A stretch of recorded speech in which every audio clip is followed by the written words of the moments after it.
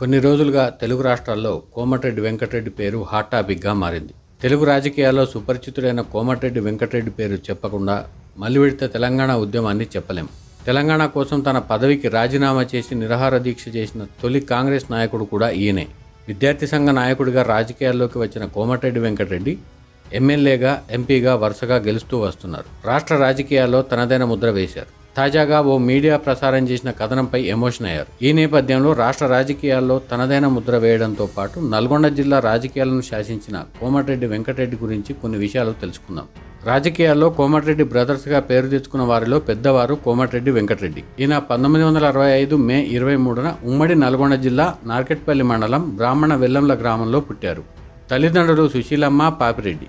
వీరిది వ్యవసాయ కుటుంబం, భూస్వామ్య కుటుంబం కూడా. కోమటిరెడ్డి వెంకటరెడ్డి గారికి 4 సోదరులు ఉన్నారు. వారిలో కోమటిరెడ్డి రాజగోపాల్ రెడ్డి ఒకరు. ఇక కోమటిరెడ్డి వెంకటరెడ్డి చిన్నతనం నుంచి దుందుడుకుగా ఉండేవారు.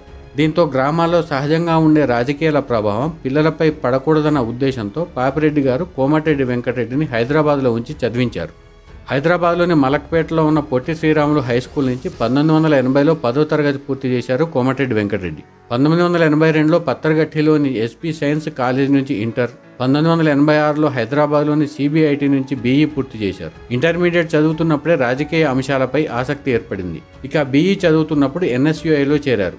చదువులోనూ ముందుండేవారు. దీంతో కోమటిరెడ్డి వెంకటరెడ్డికి భారీ ఫాలోయింగ్ ఉండేది. రాజీవ్ గాంధీ గారు ఓసారి హైదరాబాద్ వచ్చినప్పుడు భారీ బైక్ ర్యాలీతో ఎయిర్పోర్టుకు వెళ్లి మరీ స్వాగతం పలికారు కోమటిరెడ్డి వెంకటరెడ్డి. రోషయ్య గారు పీసీసీ ప్రెసిడెంట్గా ఉన్న సమయంలో కాంగ్రెస్ పార్టీ తరపున ప్రజా సమస్యల పరిష్కారానికి పోరాటం ప్రారంభించారు. నల్గొండ జిల్లాలో ఫ్లోరైడ్ సమస్యను, తాగునీటి సమస్యను పరిష్కరించాలని ఆందోళనలు చేపట్టేవారు. బీఈ పూర్తయ్యాక కోమటిరెడ్డి వెంకటరెడ్డికి అమెరికా వెళ్లే ఛాన్స్ వచ్చింది. తన క్లాస్మేట్స్ చాలామంది అమెరికా వెళ్లారు. అయినా రాజకీయాలపై ఆసక్తితో ఇక్కడే ఉన్నారు కోమటిరెడ్డి వెంకటరెడ్డి. ఆ తర్వాత కాంగ్రెస్లో చేరి నియోజకవర్గ కార్యదర్శిగా, జిల్లా కార్యదర్శిగా, రాష్ట్ర కార్యదర్శిగా పనిచేస్తూ ప్రజల్లో గుర్తింపు పొందారు. అప్పట్లో నల్గొండ సెగ్మెంట్లో వామపక్షాల ప్రభావం ఎక్కువగా ఉండేది. ఆ సమయంలో 1999లో తొలిసారిగా నల్గొండ ఎమ్మెల్యే టికెట్ వచ్చింది. ఆయనకు టికెట్ రాకుండా సొంత పార్టీ నుంచే అభ్యంతరాలు వ్యక్తమైన హైకమాండ్ డైరెక్ట్గా టికెట్ ఇచ్చిందని చెప్తారు. ఆ ఎన్నికల్లో మాజీ ఎమ్మెల్యే, సిపిఎం సీనియర్ నేతగా పేరున్న నంద్యాల నరసింహారెడ్డిపై గెలిచారు కోమటిరెడ్డి వెంకటరెడ్డి. తాను పోటీ చేసిన తొలిసారే నల్గొండపై కాంగ్రెస్ జెండాను ఎగురవేశారు. అంతేకాకుండా 1978 తర్వాత 1999లోనే ఇక్కడ కాంగ్రెస్ పార్టీ గెలిచింది. దీంతో కోమటిరెడ్డి వెంకటరెడ్డి పేరు రాష్ట్రమంతా మారుమోగింది. అప్పటి నుంచి నిత్యం ప్రజలతో ఉంటూ కాంగ్రెస్ పార్టీలోనూ కీలక నేతగా ఎదిగారు. ఆ తర్వాత కొన్నాళ్లకు కోమటిరెడ్డి వెంకటరెడ్డి సోదరుడు కోమటిరెడ్డి రాజగోపాల్ రెడ్డి రాజకీయాల్లోకి వచ్చారు. తొలినాళ్లలో తమ్ముడికి మార్గనిర్దేశం చేస్తూ తమ్ముడిని గెలిపించుకున్నారు. అలా రాష్ట్రంలో కోమటిరెడ్డి బ్రదర్స్గా పాపులారిటీ వచ్చింది. దిగ్గజ నేతలను ఢీకొట్టి గెలిచిన సందర్భాలు ఉన్నాయి. తొలిసారిగా ఎమ్మెల్యేగా గెలిచిన కోమటిరెడ్డి వెంకటరెడ్డి అసెంబ్లీలోనూ దూకుడుగా ఉండేవారు. నల్గొండ జిల్లాలో ఫ్లోరైడ్ సమస్యను పరిష్కరించాలని అసెంబ్లీలో పలుమార్లు డిమాండ్ చేసేవారు. జిల్లాల్లో ఫ్లోరోసిస్ బాధితుల ఇబ్బందులపై గళం విప్పేవారు. 2002లో అసెంబ్లీలోకి ఫ్లోరైడ్ ఉన్న నీళ్ల బాటిల్ను తీసుకొచ్చి ఈ నీళ్లు తాగి చూడాలని ఆందోళన చేపట్టి సంచలనం రేపారు. తమ సమస్య అర్థమయ్యేలా చెప్పేందుకే తాను ఫ్లోరైడ్ నీళ్లను అసెంబ్లీకి తీసుకొచ్చానని వ్యాఖ్యానించారు. అప్పట్లో ఈ ఘటన సంచలనమైంది కూడా. ఆ తర్వాత 2003 మార్చి నెలలో ఫ్లోరైడ్ సమస్యను పరిష్కరించాలని డిమాండ్ చేస్తూ నిరాహార దీక్ష చేపట్టారు. ఫ్లోరైడ్ బాధితులతో కలిసి రాజ్భవన్ వరకు మార్చి 1 నిర్వహించారు. కోమటిరెడ్డి వెంకటరెడ్డి చేస్తున్న పోరాటానికి జిల్లాలోని ప్రజాప్రతినిధులంతా మద్దతు పలికారు. దీంతో అప్పటి తెలుగుదేశం ప్రభుత్వం నల్గొండ జిల్లాలోని ఫ్లోరైడ్ ప్రభావిత 112 గ్రామాలకు తాగునీటిని అందించేందుకు పాన్గల్ ప్రాజెక్టు కోసం 177 కోట్లు ప్రకటించింది.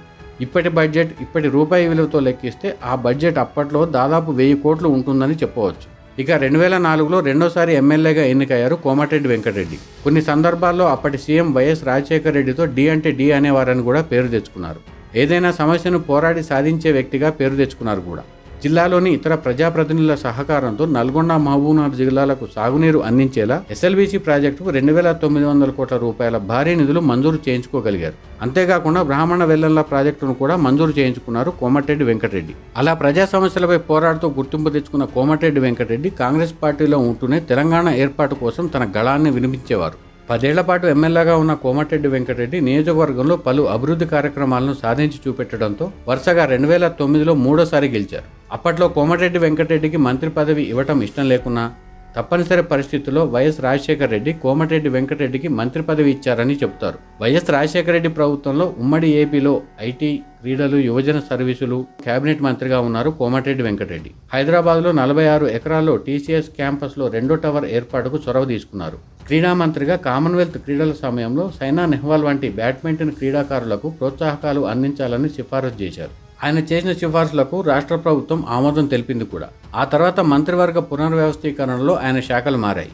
ఇక రోషయ్య, కిరణ్ కుమార్ రెడ్డిలు సీఎంగా ఉన్న టైంలోనూ ఐటీ, స్పోర్ట్స్, కమ్యూనికేషన్, పెట్టుబడులు ఇలా పలు శాఖలకు మంత్రిగా వ్యవహరించారు.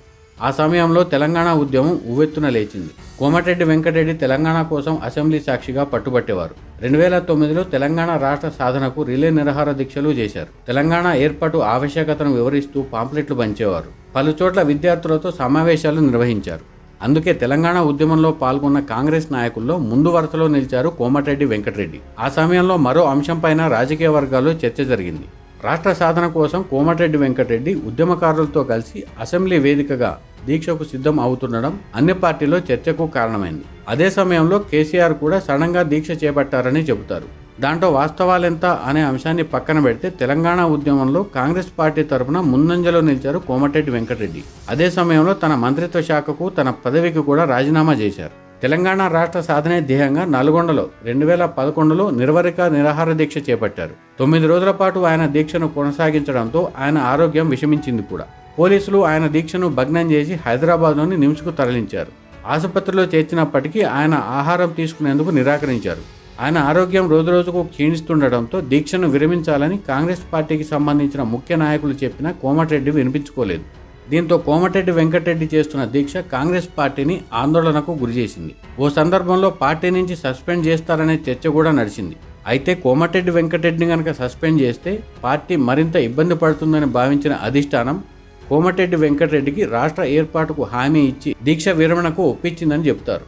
ఆ తర్వాత కూడా రాష్ట్ర ఏర్పాటులో జాప్యం కావడంతో అసెంబ్లీ సాక్షిగా గళం విప్పేవారు. పలుమార్లు సభను స్తంభింపజేసేవారు.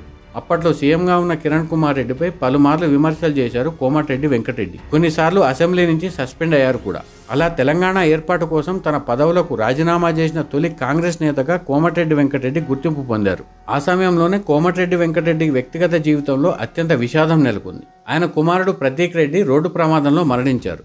అంతకుముందు ఎప్పుడూ నిబ్బరంగా కనిపించే కోమటిరెడ్డి వెంకటరెడ్డి కుమారుడి మరణంతో డీలా పడ్డారు. ఈ విషయంలో పార్టీలకు అతీతంగా రాజకీయ నేతలు, ప్రజలంతా కోమటిరెడ్డి వెంకటరెడ్డికి సానుభూతి తెలిపారు. కొన్నాళ్ల విరామం తర్వాత మళ్లీ యాక్టివ్ అయ్యారు కోమటిరెడ్డి వెంకటరెడ్డి. ఇక రాష్ట్ర విభజన తర్వాత వరుసగా 4వసారి నల్గొండ ఎమ్మెల్యేగా ఎన్నికయ్యారు. అసెంబ్లీలో కాంగ్రెస్ పార్టీ తరఫున డిప్యూటీ ఫ్లోర్ లీడర్గా పనిచేశారు. అప్పట్లో ఇతర పార్టీల నుంచి, ముఖ్యంగా కాంగ్రెస్ నుంచి గెలిచి టీఆర్ఎస్లో చేరిన వారిని అసెంబ్లీలో నిలదీసే బాధ్యతను తీసుకున్నారు కోమటిరెడ్డి వెంకటరెడ్డి. తమ జిల్లాకు కావలసిన ప్రాజెక్టు సాధిస్తూనే ప్రభుత్వంపై పోరాటం చేసేవారు. 2017లో నల్గొండ జిల్లాలో సరైన సౌకర్యాలు అందుబాటులో లేకపోవడంతో చాలా ప్రాణాలు పోతున్నాయని, వెంటనే ఆసుపత్రిని మంజూరు చేయాలని డిమాండ్ చేశారు. రోడ్డు ప్రమాదాల్లో ఆప్తులను కోల్పోయిన కుటుంబాలతో కలిసి 72 గంటల పాటు నిరాహార దీక్ష చేశారు కూడా. కోమటిరెడ్డి వెంకటరెడ్డి చేస్తున్న పోరాటానికి దిగొచ్చిన అప్పటి బీఆర్ఎస్ ప్రభుత్వం నల్గొండకు వైద్య కళాశాలను మంజూరు చేస్తామని హామీ ఇచ్చింది. ఆ తర్వాతి కాలంలో అసెంబ్లీలో ఓ చర్చ సందర్భంగా మైక్ విసిరేసిన ఘటన సంచలనం రేపింది.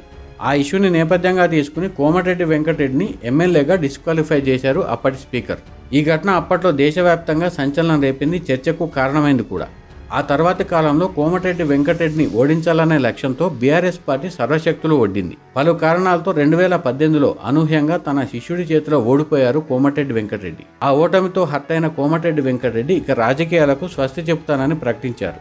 అయితే ఆయన అభిమానులు, అనుచరుల ఒత్తిడితో భువనగిరి లోక్సభకు పోటీ చేసేందుకు ఒప్పుకున్నారు. అంతకు ముందటి ఎన్నికలతో పోల్చితే ఈ ఎన్నికల్లో కోమటిరెడ్డి వెంకటరెడ్డి చాలా తక్కువ సమయం ప్రచారం చేశారు. అయినప్పటికీ భువనగిరి ఎంపీగా గెలిచి తొలిసారిగా లోక్సభలో అడుగుపెట్టారు. ఆ తర్వాతి కాలంలో పార్టీలోని కుమ్ములాటలు జరగడం, పీసీసీ రేసులో నిలవడం, కాంగ్రెస్ పార్టీలోని రేవంత్ రెడ్డికి కోమటిరెడ్డి వెంకటరెడ్డి ప్రత్యర్థిగా మారనే చర్చ నేపథ్యంలో ఆయన పేరు నిత్యం వార్తల్లో నిలిచేది. కొన్నిసార్లు ఆయనపై అధిష్టానానికి ఫిర్యాదులు వెళ్లేవని కూడా చెబుతారు. ఒక సందర్భంలో సీఎం రేసులోనూ నిలిచారు. అయితే అధిష్టానం జోక్యంతో పార్టీ గెలుపు కోసం నాయకులంతా ఒకే తాటిపైకి వచ్చారు. అలా 2023లో కాంగ్రెస్ పార్టీ రాష్ట్రంలో అధికారంలోకి వచ్చింది. ఇక 2023 ఎన్నికల్లో గెలిచిన కోమటిరెడ్డి వెంకటరెడ్డి ప్రస్తుతం మంత్రిగా ఉన్నారు. ఇటీవల వచ్చిన మీడియా కథనాల నేపథ్యంలో ఎమోషనల్ అయ్యారు కూడా. అందులో ముఖ్యంగా తన కుమారుడు ప్రతీక్ రెడ్డి మరణాన్ని ప్రస్తావించారు.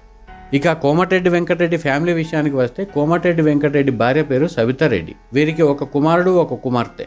కుమారుడి పేరు ప్రతీక్ రెడ్డి కాగా కుమార్తె పేరు శ్రీనిధి రెడ్డి. శ్రీనిధి రెడ్డికి వివాహమైంది. అల్లుడి పేరు ప్రణయ్ రెడ్డి. ఈయన వ్యాపారవేత్త, ప్రముఖ రాజకీయ నాయకుడైన శిల్పా మోహన్ రెడ్డి కుమారుడు.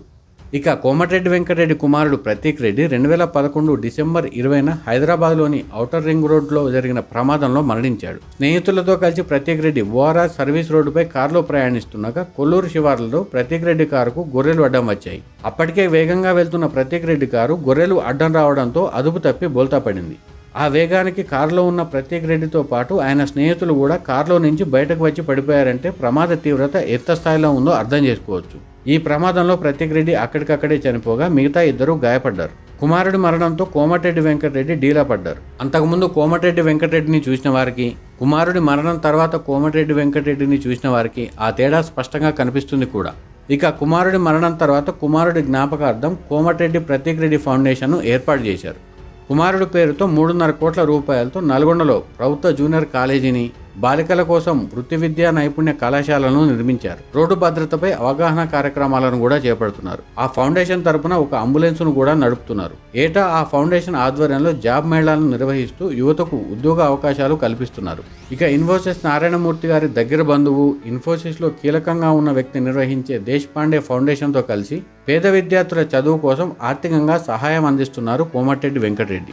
మెరిట్ ఉండి ఆర్థిక కారణాలతో చదువుకోలేకపోయిన పేద విద్యార్థులకు అండగా నిలుస్తున్నారు. తాను సిబిఐటిలో చదివిన సమయంలో తన క్లాస్మేట్స్, అమెరికాలో ఉన్న తన క్లాస్మేట్స్ సహకారంతో ఆ ఫౌండేషన్ను నడిపిస్తున్నట్టు ఓ ఇంటర్వ్యూలో చెప్పారు కోమటిరెడ్డి వెంకటరెడ్డి.